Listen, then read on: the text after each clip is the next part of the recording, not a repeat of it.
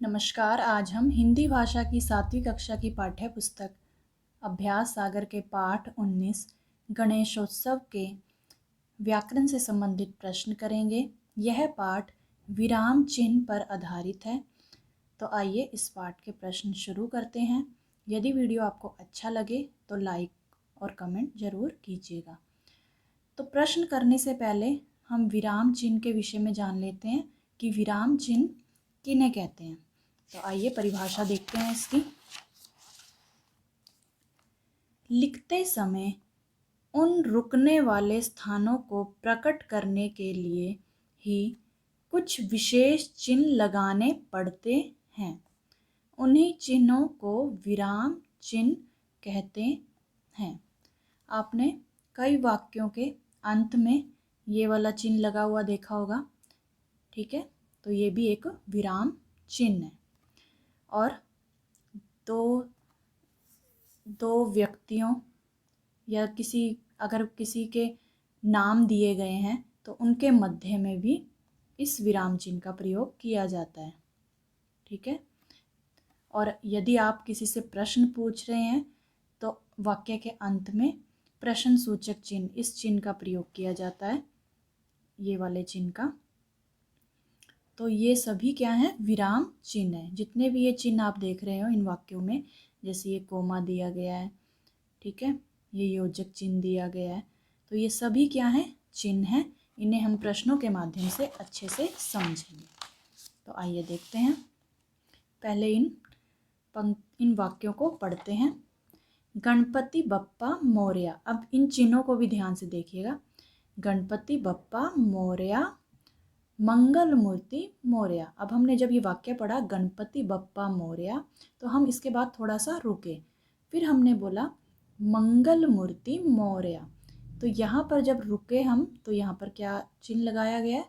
ये कोमा, ठीक है।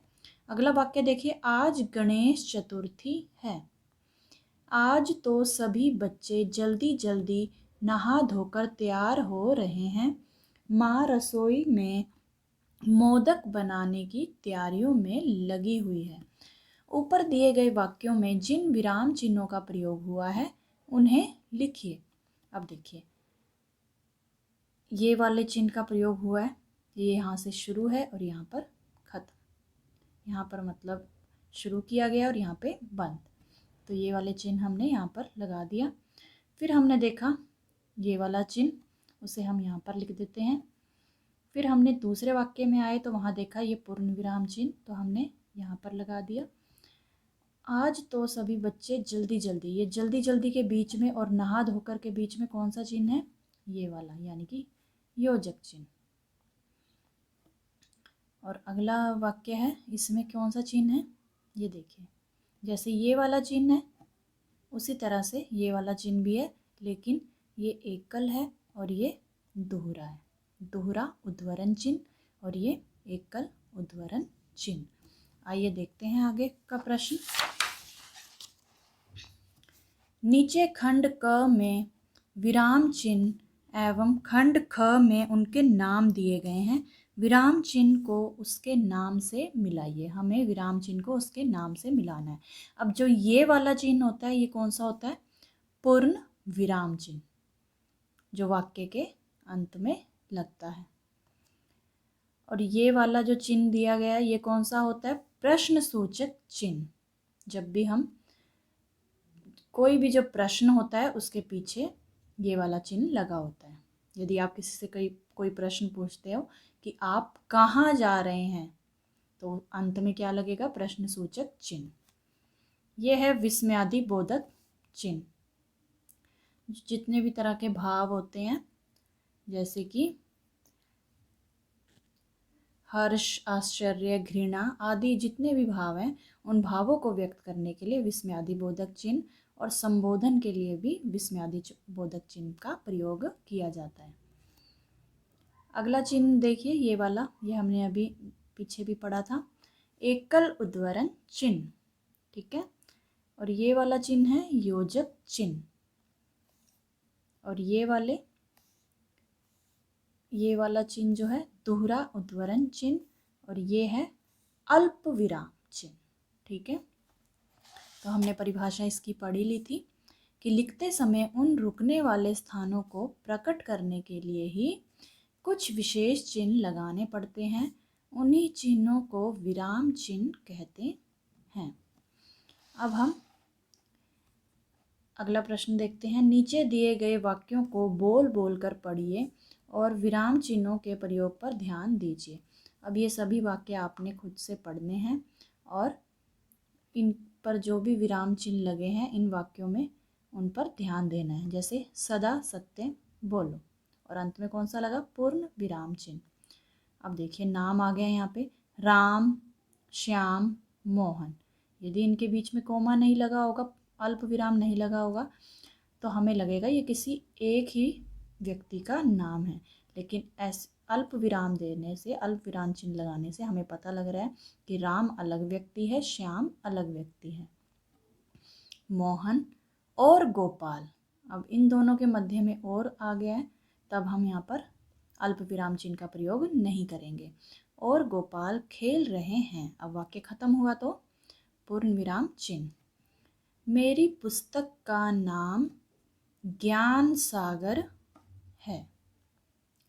कोई भी जो किसी भी पाठ का जो शीर्षक होता है, ठीक है, या पुस्तक के नाम को इस वाले चिन्ह के द्वारा दर्शाया जाता है, एकल उद्धरण चिन्ह के द्वारा किसी भी पाठ के शीर्षक और पुस्तक के नाम को। बाजार में काफ़ी भीड़ भाड़ है। अब ये देखिए भीड़ भाड़ में ये योजक चिन्ह लगा है। दो शब्दों को जोड़ने के लिए योजक चिन्ह का प्रयोग किया जाता है, ठीक है।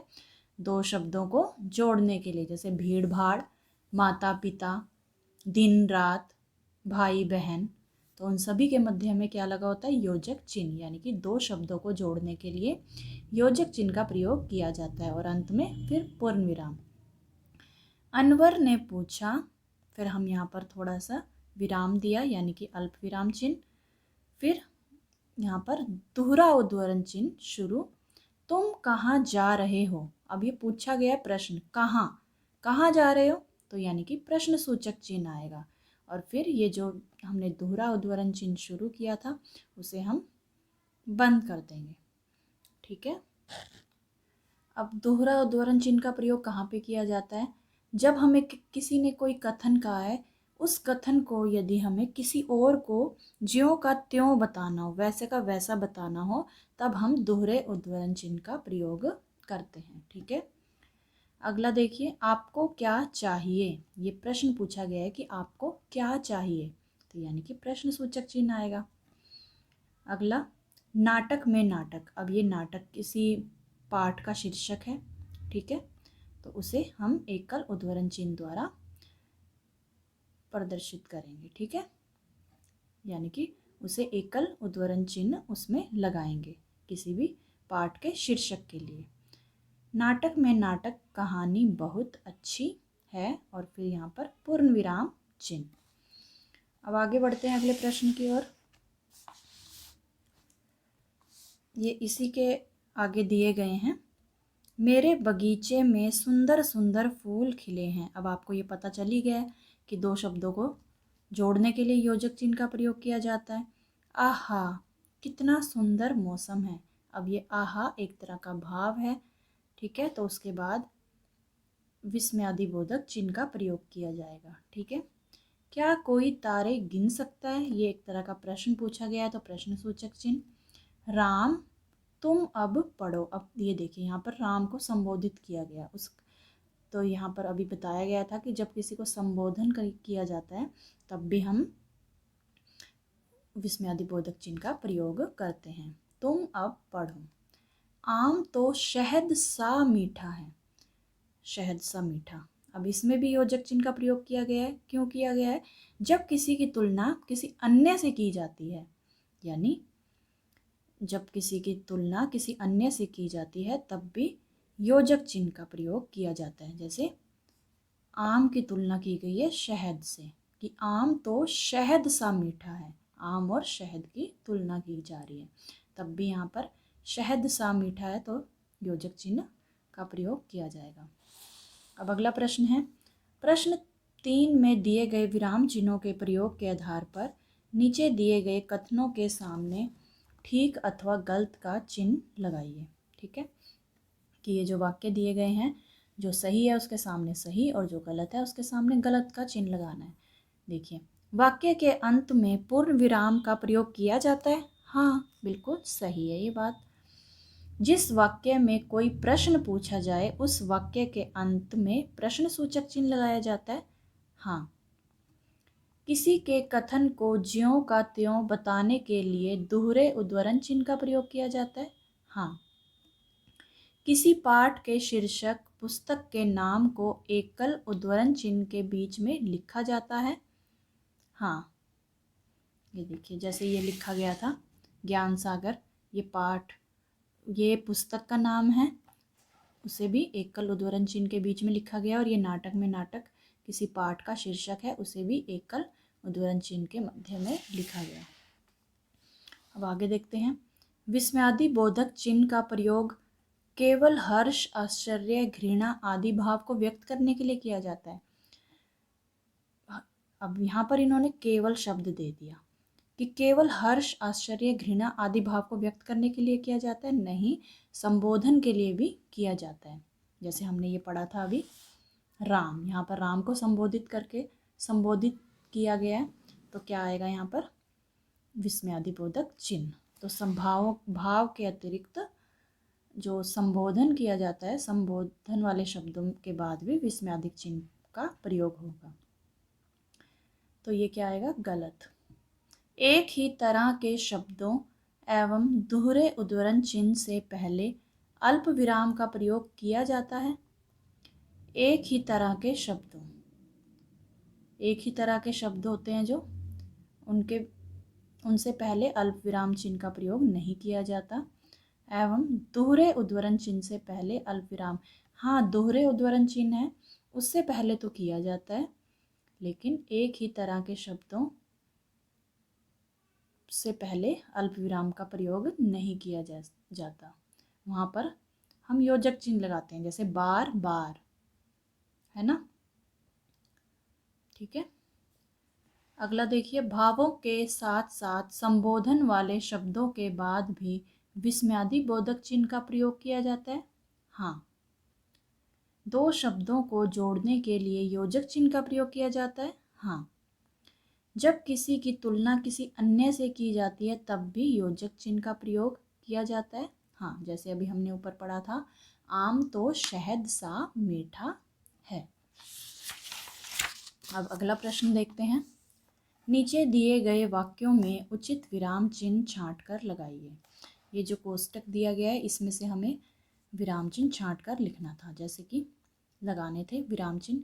क्या आपने पत्रिका पढ़ ली? अब यहाँ पे प्रश्न पूछा गया है तो प्रश्न सूचक चिन्ह आ जाएगा। हाय, ये एक तरह का भाव है। मेरी तो जान निकल गई, तो हाय के बाद विस्मयादिबोधक चिन्ह और वाक्य के अंत में पूर्ण विराम चिन्ह।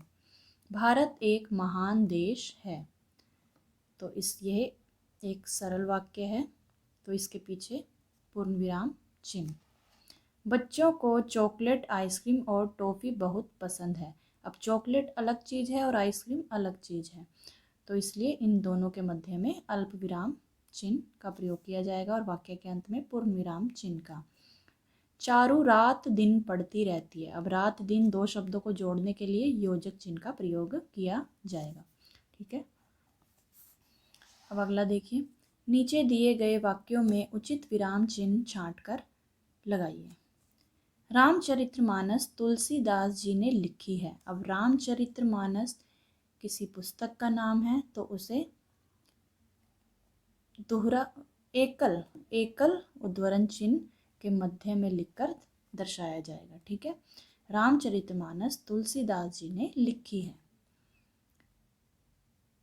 मतलब कि तुलसीदास जी की रचना का नाम है रामचरितमानस, तो हम उसे एकल उद्धरण चिन्ह द्वारा प्रदर्शित करेंगे।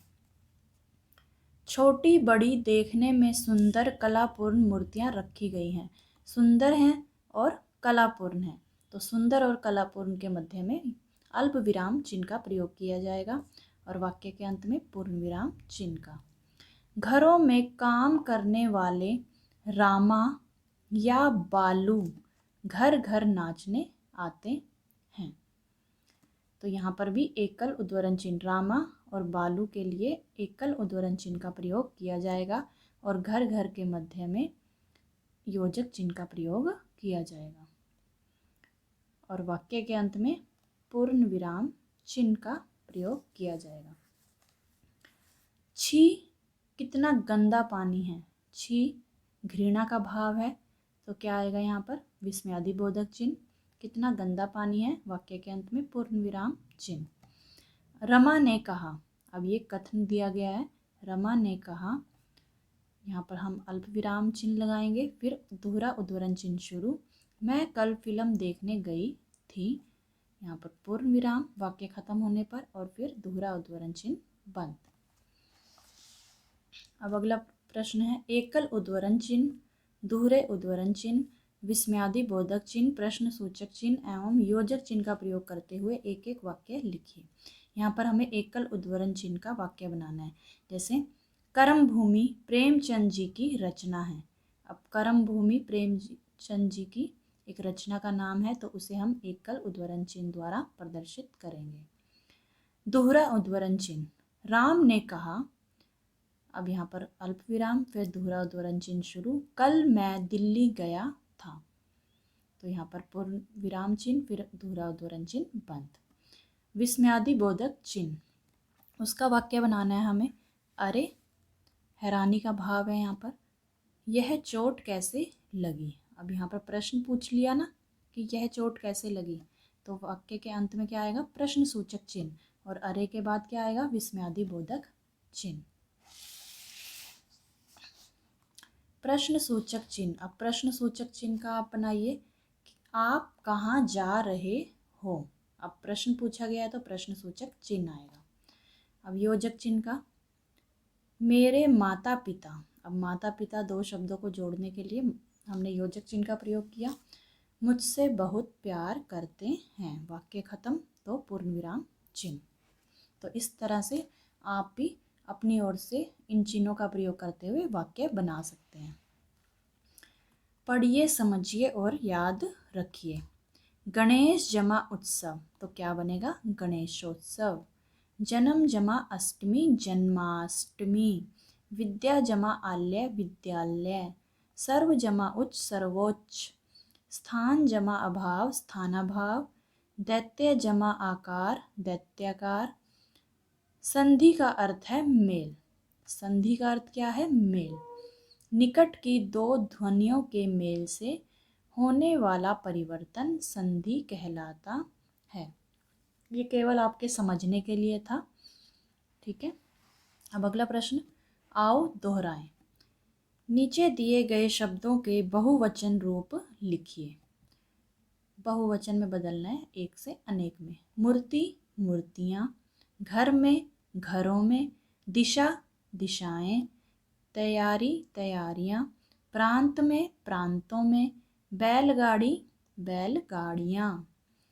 नीचे दिए गए वाक्यों में से विशेषण और विशेष्य छांटकर लिखिए। विशेषण और विशेष्य, ये सभी हम पिछले पाठों में समझ चुके हैं कि विशेषण किसे कहते हैं और विशेष्य किसे कहते हैं। अब तो हम केवल दोहराई कर रहे हैं इसकी, ठीक है। जैसे वाक्य है, श्यामपट पर 3 चित्र बने हुए थे। अब 3 क्या है विशेषण है और चित्र क्या है विशेष्य। छोटे बच्चे ट्रकों पर बैठ जाते हैं। अब छोटे क्या है विशेषण और बच्चे क्या है विशेष्य। दुकानों में सैकड़ों मूर्तियां सजाकर रखी गई। सैकड़ों मूर्तियां, सैकड़ों क्या है विशेषण और मूर्तियां क्या है विशेष्य। वे अपनी फटी पुरानी कॉपियां दिखाते। फटी पुरानी विशेषण, कॉपियां विशेष्य। कि कॉपियां कैसी हैं फटी पुरानी। कॉपियों की विशेषता क्या है कि वो फटी पुरानी है और फटी पुरानी किसकी विशेषता बता रहे हैं कॉपियों की, यानी कि विशेष्य की, ठीक है। सारा शहर किसी विशाल मेले की तरह लगता है। अब यहाँ पर विशाल क्या है? विशेषण, और मेले क्या है? विशेष्य। ठीक है। और इसके अलावा ये सारा शहर भी बन सकता है, सारा शहर। शहर की विशेषता क्या है? कि सारा शहर, सारा शहर। ठीक है। शहर की विशेषता क्या है? कि वो सारा, कि पूरे शहर की बात हो रही है यहाँ पर। ठीक है।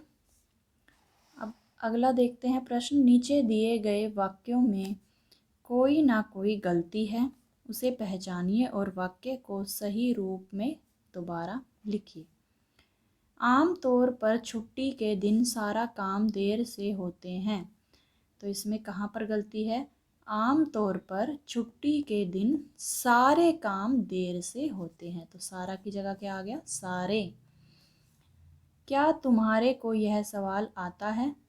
तुम्हारे की जगह क्या आएगा? क्या तुम्हें यह सवाल आता है? मूर्ति लेने के बाद वह रंगीन पटरे पर रखा गया। अब वह के बाद क्या है? वह की जगह क्या आएगा? मूर्ति लेने के बाद उसे रंगीन पटरे पर रखा गया। डाकिया ने चिट्ठी पढ़कर सुनाई। डाकिये ने चिट्ठी पढ़कर सुनाई। नाना जी सभी बच्चे को कहानी सुनना चाहते थे। नाना जी सभी बच्चों को कहानियाँ सुनाना चाहते थे। तो इस तरह से इन वाक्यों में जो गलती थी हमें उन्हें इस तरह से ठीक करना है, ताकि जो वाक्य है वो शुद्ध बने। तो बच्चों, ये थे पाठ 19 गणेशोत्सव के अभ्यास सागर पुस्तक के व्याकरण से संबंधित प्रश्न। आशा करती हूँ आपको सभी प्रश्न अच्छे से समझ में आ गए होंगे। तो मिलते हैं अगली वीडियो में, तब तक के लिए नमस्कार।